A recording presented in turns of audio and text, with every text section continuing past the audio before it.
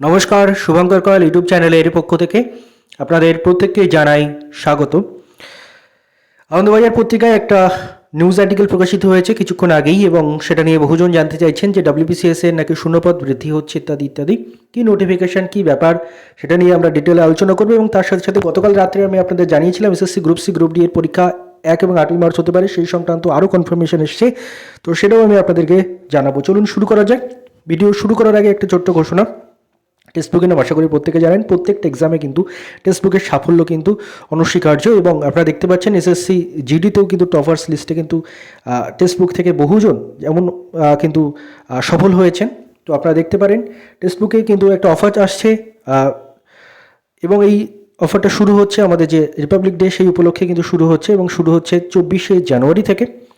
এই অফারে আপনারা 24শে জানুয়ারি রাত 12টা থেকে 1টার মধ্যে যখনই সাবস্ক্রিপশন নেবেন তখন কিন্তু সাবস্ক্রিপশনের ফিসটা কম থাকবে, অর্থাৎ এক্স্যাক্ট যদি আপনি 12টায় নেন সবচেয়ে কম থাকবে, তারপরে একটু একটু করে সময়ের সাথে সাথে কিন্তু সাবস্ক্রিপশন ফিস বাড়তে থাকবে।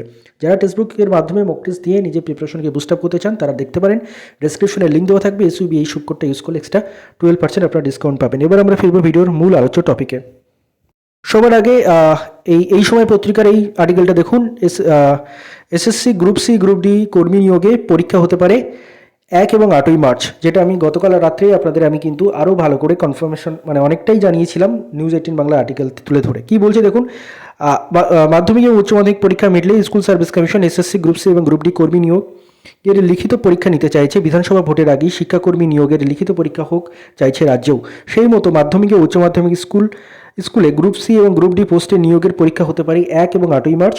এই দুই পরীক্ষায় বসার জন্য 16 লাখ প্রার্থী ইতিমধ্যেই আবেদন করেছেন। গ্রুপ সিতে শূন্যপদ 2989 এবং গ্রুপ ডিতে শূন্যপদ 5488। স্কুল শিক্ষক দপ্তরের খবর, এসএসসি গ্রুপ সি এবং গ্রুপ ডি কর্মী নিয়োগের লিখিত পরীক্ষা নেওয়ার জন্য 1 মার্চ এবং 15ই মার্চ দিন ঠিক করে এসএসসির তরফ থেকে প্রস্তাব পাঠানো হয়েছিল নবান্নে। কিন্তু 3রা এবং 4ঠা মার্চ দোল ও হোলি উৎসবের কথা ভেবেই এসএসসি 1 মার্চের পরে কিছুটা ব্যবধান রেখে 15ই মার্চ পরীক্ষা গ্রহণের প্রস্তাব দিয়েছিল, কিন্তু রাজ্য প্রশাসনের শীর্ষকর্তারা পাল্টা বলেছেন বিধানসভা ভোট শিওরে হিসেব মতো ফেব্রুয়ারিতেই দিনক্ষণ ঘোষণা হতে পারে। অতীতে এরা যে 8 দফায় ভোট গ্রহণের নজিরও রয়েছে, এবার ক দফায় ভোট হবে সেটা এখনও জানা নেই। সেক্ষেত্রে 15ই মার্চ পরীক্ষা হলে দেরি হয়ে যেতে পারে, এমনকি পরীক্ষা কেন্দ্র হিসেবে রাজ্যের 23টি জেলা স্কুল ও কলেজগুলিও নাও পাওয়া যেতে পারে। বহু স্কুলেই কেন্দ্রীয় বাহিনীর জওয়ানরা থাকবেন। স্কুলের বিপুল সংখ্যক শিক্ষক শিক্ষিকাকেও ভোটের প্রশিক্ষণ নিতে যেতে হবে, মূলত শনি রবিবার। তাই 15ই মার্চের বদলে 8ই মার্চ পরীক্ষা নেওয়ার কথা ভাবুক, এমনটা জানিয়েছে রাজ্য। সেই মতো কমিশন 1 এবং 8ই মার্চ গ্রুপ সি এবং গ্রুপ ডি কর্মী নিয়োগের পরীক্ষা নেওয়ার পথে হাঁটছে বলে খবর। ঠিক আছে, প্রথমে 15ই মার্চ নির্ধারিত হয়েছিল, কিন্তু যেহেতু ভোট এসে যাচ্ছে তার জন্য কিন্তু 1 মার্চ এবং 8ই মার্চ কিন্তু কমিশন পরীক্ষা নেওয়ার চেষ্টা করছে, এবং সরকার থেকে সেই অনুযায়ী ছাড়পত্র পেয়েছে। যেসব কেন্দ্রে মাধ্যমিক ও উচ্চ মাধ্যমিক পরীক্ষার পাশাপাশি সরকারি নানা প্রতিযোগিতামূলক পরীক্ষা নেওয়া হয়, বিদ্যালয় পরিদর্শকদের ডিআই মাধ্যমে ইতিমধ্যে সেই সব স্কুলের প্রধান শিক্ষিকাদের সঙ্গে যোগাযোগ করেছে এসএসসি।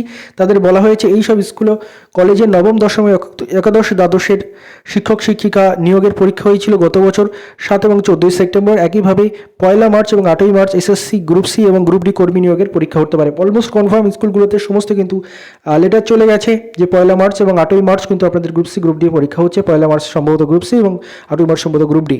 সেই মতো যেন প্রস্তুতি থাকে। কোনো শিক্ষক শিক্ষিকা এবং শিক্ষাকর্মীকে ওই দুদিন ছুটি দেওয়া যাবে না বলেও জানানো হয়েছে।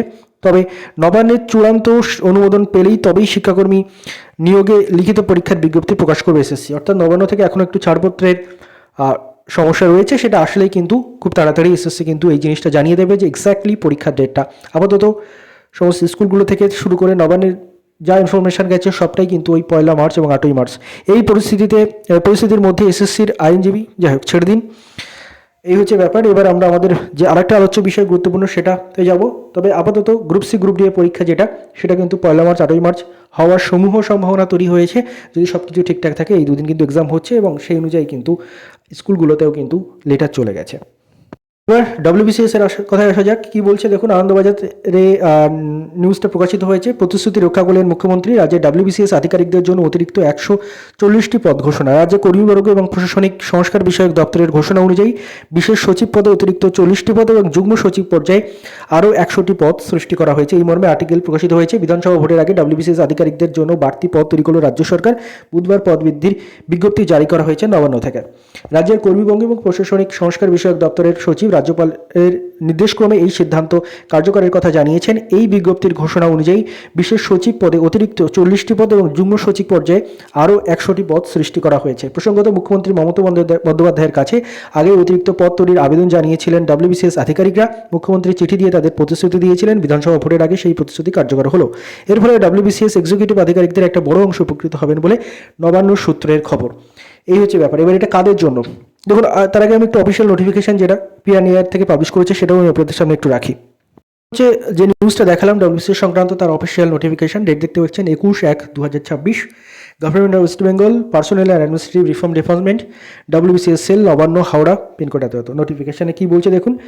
যাই হোক, যেটা বলেছে সেটাই আমি একবার তবুও পড়ে দিচ্ছি। সাবজেক্ট কি আছে: restructuring of WBCS executive cadre, creation of additional post in the rank of joint secretary in the pay level 21 under WBS ROPA rules 2019 and creation of additional post in the rank of special secretary in the pay level 24 under WBS ROPA rules 2019। নতুন দুটো post create করা হচ্ছে। এক হচ্ছে creation of additional post in the rank of joint secretary লেভেলে, এবং আরেকটা কি additional post in the rank of special secretary. এর আন্ডারে কিছু পোস্ট সৃষ্টি করা হচ্ছে।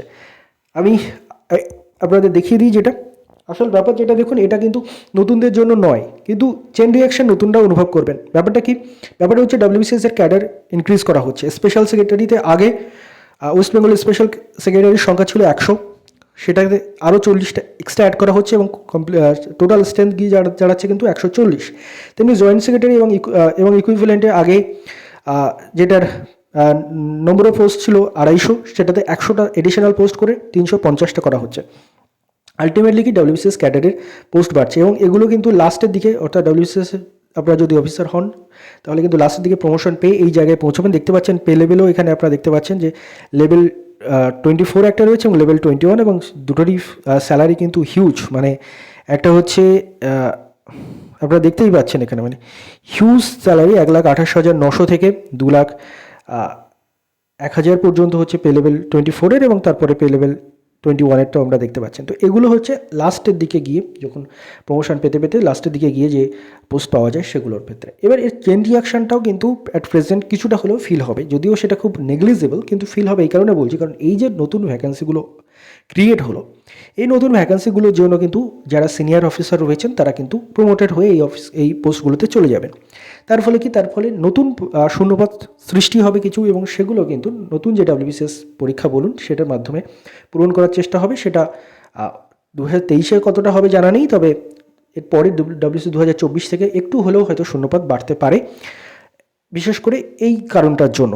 কারণ এই যে নতুন 140টা পোস্ট এখান থেকে এডিশনাল যোগ করা হলো, তার ফলে নতুন ভ্যাকেন্সি ক্রিয়েট হবে। নতুন ভ্যাকেন্সি ক্রিয়েট হবে কি না, যারা এখন অফিসার রয়েছেন তারা প্রমোটেড হয়ে এই সিনিয়র পোস্টগুলোতে চলে যাবেন, যার ফলে জুনিয়র যে অফিসার পোস্টগুলো রয়েছে সেগুলোতে কিন্তু কিছুটা হলেও শূন্যপদ হালকা হলে বৃদ্ধি পাবে, যদিও সেটা নেগলিজেবল, তবে হ্যাঁ একটু হলেও ভ্যাকেন্সি বাড়তে পারে। 2024-এর ক্ষেত্রে বাড়ার সম্ভাবনা রয়েছে। এবার কথা হচ্ছে, নতুনদের জন্য তো কিছুই না, এটা অ্যাকচুয়ালি তেলা মাথায় তেল দেওয়ার মতো কিছুটা হয়ে গেল আর কি। মানে ডব্লিউবিসিএস ক্যাডার ইনক্রিজ করা হলো, কিন্তু আলটিমেটলি নতুনদের জন্য 2024-এর পরীক্ষা 2026-এর ভোটের আগেও হচ্ছে না এখনও পর্যন্ত, এটাই খবর। আপনারা অনেকেই জিজ্ঞাসা করবেন যে এবারে প্রিলিমস ভোটের আগে হবে কিনা, হওয়ার সম্ভাবনা খুবই কম, দেখতেই পাচ্ছেন, কারণ 1 মার্চ এবং 8 মার্চ বুক হয়ে গেছে already group C group D এর জন্য। আর ডব্লিউবিসিএসের তাহলে মানে পরীক্ষাটা নেবে কবে, এবং পিএসসির তরফ থেকে তেমন কোনো বিশেষ যে তাড়া সেটাও দেখা যাচ্ছে না। অর্থাৎ ডব্লিউবিসিএস 2024-এর যে এক্সামটা সেটা ভোটের আগে হওয়ার সম্ভাবনা প্রায় নেই বললেই চলে, বা খুবই কম, খুব নেগলিজেবল সেটা। যদি খুব মানে বিরাট কোনো অঘটন না ঘটে তাহলে পরীক্ষা হচ্ছে না ভোটের আগে। এবার ভোটের পরে কবে হবে ঠিক নেই, তবে এই ডব্লিউবিসিএস ক্যাডার ইনক্রিজ হলো, নতুনদের জন্য এখনও পর্যন্ত কিছুই না। তো এই হচ্ছে ব্যাপার। এটা নিয়ে অনেকেই বলছেন যে ভ্যাকেন্সি বেড়ে যাচ্ছে ইত্যাদি ইত্যাদি। দেখুন, ভ্যাকেন্সি চেন রিয়াকশানের মাধ্যমে হালকা বাড়বে, মানে যেহেতু সিনিয়র অফিসাররা প্রমোটেড হয়ে এগুলোতে চলে যাবেন। আরও কিছু ডাব্লিউবিসিএসে জাস্ট পাস করার পরে যে ভ্যাকেন্সি, সেখানে কিছু ভ্যাকেন্সি ক্রিয়েট হতে পারে, প্রমোশনাল স্কোপ ভালো হতে পারে, এটাই হচ্ছে ব্যাপার। সেটাও অবশ্যই তার পজিটিভ দিক রয়েছে, কিন্তু নতুনদের জন্য বিশাল আশানুরূপ কিছু নয়। একটা চেন রিয়াকশনের মাধ্যমে অল্প কিছু পোস্ট বৃদ্ধি পেতে পারে এবং তার সাথে সাথে নতুনদের পরীক্ষা কবে হবে এখনও পর্যন্ত অনিশ্চিত। তো ধন্যবাদ আপনাদের সবাইকে ভিডিওটি মন দিয়ে দেখার জন্য।